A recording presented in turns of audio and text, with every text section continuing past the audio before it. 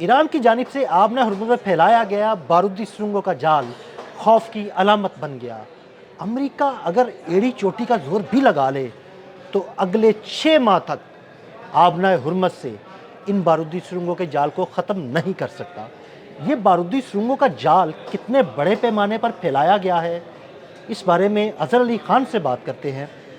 अज़हर भाई, ये बातें हो रही हैं कि अगर आज ही जंग ख़त्म हो जाए और ईरान अमेरिका को या दूसरे जहाज़ों को आबना हुर्मुज़ से गुज़रने की इजाज़त दे भी जाए तो अगले 6 माह तक ये बारूदी सुरंगों का जाल जो है इसको ख़त्म नहीं किया जा सकता।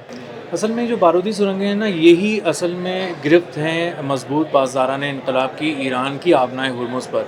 और ये बिछाई इसीलिए गई थी ताकि अमेरिका की बहरिया एड़ी चोटी का भी ज़ोर लगा दे तो उसको साफ़ ना कर सके, उस तक पहुँच ना पाए। तो अब पेंटागन ने एक ब्रीफिंग दी है बंद कमरे में कांग्रेस को, और उसने बताया है कि अगले 6 माह तक इसको साफ़ नहीं किया जा सकता बारूदी सुरंगों को। इसके बावजूद भी कि अगर जंग थम जाए, रुक जाए, और अगर जंग जारी रहे तो फिर आप समझें कि ये इनडेफिनिट टाइम पीरियड है, गैर मुअय्यना मुद्दत बिल्कुल तक ऐसे है। ही है। अब इसको समझने के लिए बहुत ज़रूरी है कि ये बारूदी सुरंगें कितने बड़े पैमाने पर फैलाई गई हैं और ये कितनी ख़तरनाक हैं। सबसे पहले तो हम इसका एरिया डिस्कस करते हैं। ये हैं तकरीबन 1400 स्क्वायर किलोमीटर पर ये फैलाई गई हैं। अच्छा। और अगर आप इसको आसान अल्फाज में समझें तो आप समझें कि पेरिस के साइज़ से 14 गुना ज़्यादा, यानी 14 शहर हों पेरिस जितने, तो उतने एरिया में बारूदी सुरंगें बिछाई गई हैं। एरिया में बारूदी सुरंगें हैं। ये आम बारूदी सुरंगें नहीं हैं, ये जीपीएस कनेक्टेड बारूदी सुरंगें हैं, और ये अपनी लोकेशन को गायब भी कर जाती हैं कभी-कभी। अच्छा, जी।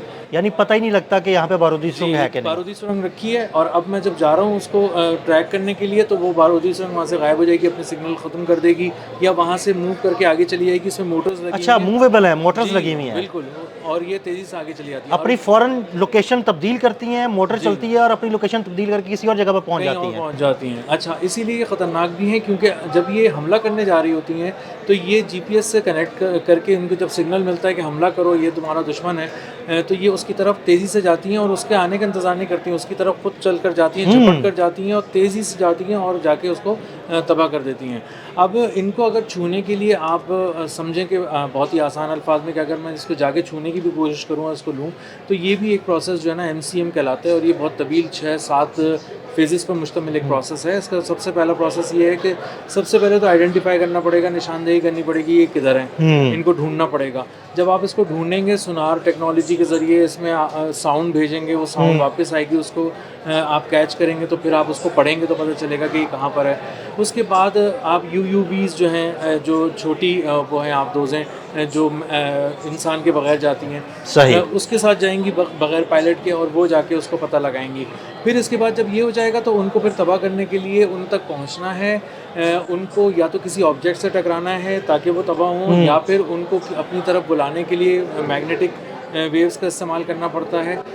कुछ एक केसेस में इंसान भी जाता है वहाँ पर डाइव करके, लेकिन वो बहुत ही कम होता है, ख़तरा बहुत ज़्यादा होता है। तो वहाँ तक पहुँचना, करना, उसके बाद स्वीपिंग करना। सबसे आखिरी जो अमल है ना इसका, वो है स्वीपिंग करना, कि आप एक दफ़ा दोबारा चेक कर लें कि यहाँ पे कोई है तो नहीं बारूदी मवाद या बारूदी सुरंग तो नहीं है। जो तो आप जब इसको करने जाएंगे स्वीपिंग, तो उसको आपको अंदाज़ा होगा कि आप पेरिस जैसे 14 शहर लें और उनको फिर इतने बड़े एरिया के अंदर आप स्वीपिंग करें और उसमें ढूंढें, और वो भी ऐसी मौजूदगी में ईरान की पूरी फ़ौजी ताकत वहाँ पर मौजूद है, वहाँ पर आपको ख़तरा जो है वो टकराने का है। यानी वो ये भी है कि अगर आप स्वीपिंग कर रहे हैं उस दौरान ईरान की जानिब से कोई मिसाइल फायर कर दिया जाए तो? जी, बिल्कुल ऐसे ही है, मिसाइल फायर किया जा सकता है। फिर हमने ये भी डिस्कस किया था कि समंदर की तह में क़यामत छुपा के रखी हुई है। मिसाइल का पूरा एक निज़ाम है ईरान का। हाँ जी। और वो 100 मीटर पर सेकंड की रफ्तार से तेज़ी से निकलता है समंदर का सीना चाक करके, और अपने हदफ को कामयाबी से निशाना बनाता है। और ये सब भी करके देखा हुआ है ईरान ने, इसको भी डेमोंस्ट्रेट करके देखा हुआ है। तो ईरान के पास बहुत से ऐसे तरीक़े हैं जिससे वो ऐसे जहाज़ों को निशाना बना सकता है जो माइनिंग जो एंटी माइनिंग के लिए आएँ और उसको पकड़ने की कोशिश करें और बारूदी सुरंगों को साफ़ करने की कोशिश करें। तो ईरान के पास एक से ज़्यादा ऐसे तरीक़े हैं। और अगर आप देखें तो आबनाए हुर्मुज़ के दोनों तरफ उन्होंने अपना एक पूरा जाल बिछाया हुआ है, और ये जाल जो है ख़ुद अमरीकी बहरिया ने इस बात को एक्सेप्ट किया है, एडमिट किया, तस्लीम किया है कि ये मौत का जाल है। और अगर हमारी बहरिया इसके आबनाए हुर्मुज़ के करीब तो बहुत दूर की बात है, ख़लीज फ़ारस में भी पेशकदमी करती है, तो वो हमें कामयाबी से निशाना बना सकते हैं। और इसके साथ साथ बहुत सारी ऐसे उनके पास तरीक़े हैं ईरान के पास जो उन्होंने तैयार करके रखे हुए हैं। मिसाल के तौर पे सतह आग के ऊपर चलने वाला एक मिसाइल जो अचानक सामने हाँ नहीं, आता है। बिल्कुल वो बिल्कुल सतह के आपके साथ साथ चलता है। जी, और फिर अचानक रडार के सामने जो है वो सामने आता है, तो रडार को समझ में नहीं आता, बिल्कुल। और जब तक वो बताता है इंटरसेप्टर को कि तुम जाओ इस पे हमला करो, ये दुश्मन है, उस वक्त तक वो ऑब्जेक्ट आके अपने आप को तबाह कर लेता है और वो पूरी जगह तबाह हो जाती है। तो इन मिसाइलों के साथ साथ जो सबमरीन्स हैं वो अभी बाकी हैं। हाँ, ईरान के पास जो सबमरीन्स हैं जी। उनके बारे में सुना है कि वो बड़ी खौफनाक है। जी, बहुत ख़तरनाक हैं, और टॉर्पीडोज़ जो हैं वो पहले भी हमला कर चुके हैं, निशाना बना चुके हैं उनके जहाज़ों को। और जेराल्ड आर फोर्ड के हवाले से भी कहा जाता था कि जो उसको 17 ज़ावियों से डोनाल्ड ट्रंप ने कहा था कि उस पे वार किया है ईरान ने, और उसको बिल्कुल ही लंगड़ा लूला जिसे कहते हैं आप कर दिया है, तो उसमें भी उन्होंने सबमरीन का इस्तेमाल जो है किया, और समंदर के नीचे से भी उसी शिद्दत से हमला किया जो समंदर के ऊपर से किया। सही। तो कुछ ड्रोन ऐसे हैं जो मुस्तकिल वहाँ पे चल रहे हैं, परवाज़ में भी होते हैं, और उनको उड़ा के वहाँ पे भेजा जा सकता है ऑब्जेक्ट की सूरत में, और उन जहाज़ों को निशाना बनाया जा सकता है। तो अमेरिकी जो नेवी है वो ऐसे जहाज़ों को जो एंटी माइनिंग का कोई प्रोसेस करना चाहें बहुत ज़्यादा सपोर्ट नहीं कर सकती, और इसीलिए आप देखें कि आज सबसे अहम इस्तीफ़ा भी इसीलिए सामने आया था वाइट हाउस से। उसकी वजह यही है कि वो जो उनके जो नेवी के सेक्रेटरी हैं वो भी यही कह रहे थे कि हम आगे जाके हमें कुछ करना चाहिए, लेकिन नेवी ने कहा आप ऐसा नहीं कर सकते, और चूंकि वो नाकाम हो गए, अपना हुर्मुज़ नहीं खुलवा सके, नाकाबंदी को इंश्योर नहीं कर सके, तो उसके बाद उनको इस्तीफ़ा देना पड़ा, उनको घर भेजना पड़ा।